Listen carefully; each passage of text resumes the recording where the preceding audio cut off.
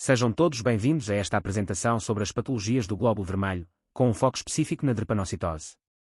O nosso objetivo hoje é explorar detalhadamente esta condição, que é uma das hemoglobinopatias mais prevalentes no mundo, especialmente em populações de origem africana, mediterrânica e sul-americana. A drepanocitose não é apenas uma condição genética comum, mas também uma das principais causas de morbidade e mortalidade nos locais onde é endémica. Durante esta apresentação, vamos analisar a patogênese da doença, os desafios no diagnóstico e no tratamento, bem como as complicações a longo prazo associadas a esta condição. Antes de nos concentrarmos na drepanocitose, é importante contextualizar as hemoglobinopatias em geral. As hemoglobinopatias incluem um grupo diverso de doenças hereditárias que afetam a hemoglobina, a proteína responsável pelo transporte de oxigênio no sangue. As mais comuns incluem as hemoglobinas C e S e as talassemias. Cada uma dessas condições resulta de mutações específicas nos genes que codificam as cadeias de globina. Essas mutações afetam a capacidade da hemoglobina de transportar oxigênio de maneira eficiente, levando a diversos graus de anemia e outras complicações clínicas. Vamos agora abordar as particularidades dessas condições, começando com a hemoglobina C. A hemoglobina é uma proteína tetramérica composta por 4 subunidades de globina, cada uma associada a um grupo M que contém ferro. Estas subunidades são cadeias polipeptídicas, nomeadamente, que se organizam em diferentes combinações para formar os vários tipos de hemoglobina presentes no organismo. A função primordial da hemoglobina é o transporte de oxigênio dos pulmões para os tecidos e o retorno de dióxido de carbono para ser expirado. A estrutura da hemoglobina é crucial para sua função. Pequenas alterações nas cadeias polipeptídicas, como as que ocorrem nas hemoglobinopatias, podem levar a alterações significativas na capacidade de transporte de oxigênio, resultando em patologias severas, como veremos a seguir. As cadeias de globina são codificadas por genes localizados em 2 cromossomas principais, o cromossoma 16, que contém os genes responsáveis pela produção das cadeias alfa, e o cromossoma 11, que codifica as cadeias beta, gama e delta. Cada indivíduo tem 2 genes para as cadeias alfa, e 2 genes para as cadeias beta, gama e delta. As mutações nesses genes são responsáveis pelas diferentes hemoglobinopatias. Por exemplo, uma mutação no gene que codifica a cadeia beta no cromossoma 11 pode resultar na produção de hemoglobina S, a variante responsável pela drepanocitose. A quantidade e o tipo de globinas produzidas são determinantes na formação de hemoglobinas normais ou anormais, afetando diretamente a função dos glóbulos vermelhos. Existem 3 principais tipos de hemoglobina normal que desempenham papéis críticos em diferentes fases da vida: hemoglobina A, que é a forma predominante em adultos e é composta por 2 cadeias alfa e 2 cadeias beta; hemoglobina A2, menos abundante, formada por cadeias alfa e delta; e hemoglobina F, que é a forma fetal da hemoglobina, composta por cadeias alfa e gama. A hemoglobina F é predominante no feto e recém-nascido devido à sua maior afinidade pelo oxigênio, mas é gradualmente substituída por hemoglobina A após o nascimento. Este processo de substituição é crucial, pois a hemoglobina A é mais adequada para as necessidades de oxigenação nos adultos. A análise das proporções destas hemoglobinas é fundamental no diagnóstico de hemoglobinopatias. A hemoglobina C é resultante de uma mutação onde o aminoácido lisina substitui o ácido glutâmico na posição 6 da cadeia beta da globina. Esta mutação leva à formação de hemoglobina C, que tem uma tendência a cristalizar dentro dos glóbulos vermelhos, formando cristais típicos que podem ser observados em exames microscópicos. Pacientes homozigóticos para esta mutação apresentam a doença da hemoglobina C, caracterizada por uma anemia leve a moderada, enquanto os heterozigóticos apresentam o traço, geralmente assintomático. Em termos clínicos, os sintomas da doença da hemoglobina C são geralmente mais leves do que os observados na drepanocitose, mas incluem uma alta prevalência de células em alvo e a presença de cristais de hemoglobina nas células, o que pode resultar em esplenomegalia moderada e anemia hemolítica crónica. A anemia da hemoglobina SC ocorre quando o indivíduo herda um gene para hemoglobina S de um dos pais e um gene para hemoglobina C do outro. Esta combinação leva a uma doença que é geralmente menos severa do que a drepanocitose homozigótica, mas que ainda pode resultar em sintomas significativos. No laboratório, o esfregaço de sangue de um paciente com anemia SC revela características específicas, como células em alvo, eritrócitos dobrados e cristais de hemoglobina que podem ter a forma característica de um monumento do Washington. Estes achados são importantes para o diagnóstico diferencial entre anemia falciforme e outras hemoglobinopatias. A anemia falciforme é uma doença hereditária grave caracterizada pela substituição do ácido glutâmico pela valina na posição 6 da cadeia beta da hemoglobina, resultando na produção de hemoglobina S. Esta alteração afeta drasticamente a solubilidade da hemoglobina, especialmente em condições de baixa oxigenação, levando à formação de glóbulos vermelhos em forma de foice.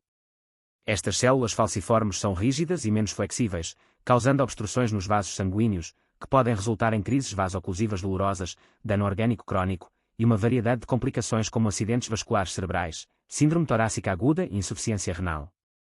A drepanocitose é também associada a uma maior resistência ao Plasmodium falciparum, o agente causador da malária, o que explica a alta prevalência desta mutação em áreas endémicas da doença. O traço drepanocítico é uma condição em que o indivíduo herda um gene de hemoglobina S de um progenitor e um gene normal de hemoglobina do outro.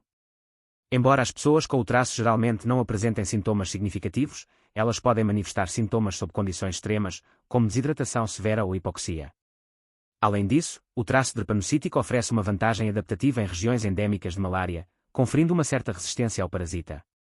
O diagnóstico do traço é feito através de testes de solubilidade que identificam a presença de hemoglobina S, e confirmado por eletroforese de hemoglobinas, onde são observadas 3 bandas distintas correspondentes a hemoglobinas A, S e F.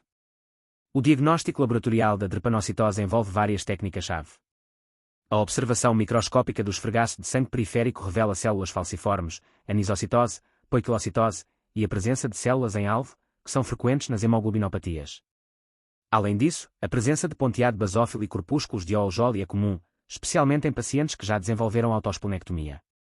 O teste da solubilidade da hemoglobina S é uma ferramenta de triagem útil, mas o diagnóstico definitivo é feito através de eletroforese das hemoglobinas, que distingue entre a doença e o traço falciforme, mostrando as bandas características de hemoglobina S no pacientes com drepanocitose e a presença de hemoglobina S nos indivíduos com traço. A drepanocitose apresenta uma ampla gama de manifestações clínicas que variam de leves a graves. As crises vaso-oclusivas são uma das complicações mais comuns, causadas pela obstrução dos vasos sanguíneos pelas células falciformes, levando a episódios de dor intensa, isquemia e dano tecidual. Além disso, os pacientes podem sofrer de anemia hemolítica crónica, devido à destruição acelerada dos glóbulos vermelhos deformados. Outras complicações incluem a síndrome torácica aguda, resultante da obstrução nos pulmões, priapismo, úlceras cutâneas e aumento do risco de infecções devido à autoesplenectomia. A variabilidade das manifestações clínicas requer um acompanhamento contínuo e uma gestão clínica personalizada para cada paciente. As complicações a longo prazo da drepanocitose são diversas e afetam múltiplos sistemas do corpo. As crises vaso-oclusivas repetidas podem levar a danos permanentes nos órgãos, incluindo o cérebro, rins, fígado e pulmões, aumentando o risco de acidentes vasculares cerebrais, insuficiência renal e hipertensão pulmonar. Além disso, a sobrecarga de ferro devido a transfusões repetidas pode causar danos ao fígado e ao coração. A síndrome torácica aguda, uma complicação pulmonar grave, é uma das principais causas de morte em pacientes com drepanocitose. Essas complicações enfatizam a necessidade de uma gestão proativa e multidisciplinar, visando prevenir e tratar essas condições antes que se tornem irreversíveis.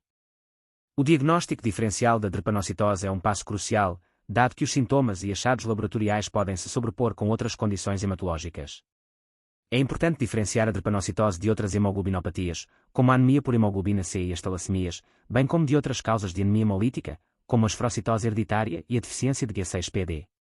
Além do esfregaço de sangue periférico e da eletroforese de hemoglobinas, exames como testes de solubilidade da hemoglobina S e análise de DNA para identificar mutações específicas podem ser utilizados para confirmar o diagnóstico e diferenciar entre a doença e o traço falciforme. A terapêutica da drepanocitose envolve uma abordagem multifacetada, focada tanto na prevenção quanto no tratamento das complicações. A hidroxiureia é um dos tratamentos mais eficazes, aumentando a produção de hemoglobina fetal, HGBF, que reduz a formação de células falciformes. A transfusão de sangue é outra estratégia usada para prevenir complicações graves, mas deve ser gerida cuidadosamente para evitar sobrecarga de ferro. A suplementação de ácido fólico é recomendada devido ao aumento da eritropese. Em casos graves, o transplante de células estaminais hematopéticas pode ser considerado uma opção curativa. Além disso, a vacinação e a profilaxia com antibióticos são essenciais para prevenir infecções em pacientes com autoesplenectomia. O prognóstico para pacientes com drepanocitose tem melhorado significativamente nos últimos anos devido a avanços no tratamento e no manejo das complicações. No entanto, a expectativa de vida ainda é reduzida em comparação com a população geral, com muitos pacientes enfrentando complicações crónicas que afetam a qualidade de vida. A identificação precoce e a gestão agressiva das crises vaso-oclusivas, infecções e outras complicações são essenciais para melhorar o prognóstico. A educação do paciente e da família sobre a doença, o reconhecimento dos sinais de alerta e a adesão ao tratamento são também cruciais para reduzir a morbidade e mortalidade associadas à drepanocitose. A pesquisa em drepanocitose está a avançar rapidamente, com novos tratamentos e abordagens terapêuticas a serem desenvolvidos. Terapias genéticas, como a edição de genes CRISPR, estão a ser exploradas como possíveis curas ao alterar diretamente os genes responsáveis pela produção de hemoglobina S. Além disso, novos medicamentos que visam reduzir a adesão das células falciformes aos vasos sanguíneos, como o voxelotor, e outros que aumentam a produção de hemoglobina fetal estão a ser investigados. Estes avanços representam um futuro promissor para o manejo da drepanocitose, com potencial para transformar radicalmente o tratamento e o prognóstico desta doença. Em resumo, a drepanocitose é uma doença genética complexa com impactos significativos na saúde dos indivíduos afetados. Compreender a patofisiologia, as manifestações clínicas e as opções de tratamento é fundamental para fornecer um cuidado eficaz e melhorar a qualidade de vida dos pacientes. A pesquisa contínua e o desenvolvimento de novas terapias oferecem esperança para tratamentos mais eficazes e, eventualmente, uma cura. É essencial que profissionais de saúde, incluindo hematologistas e cientistas biomédicos laboratoriais, estejam bem informados e preparados para enfrentar os desafios apresentados por esta condição.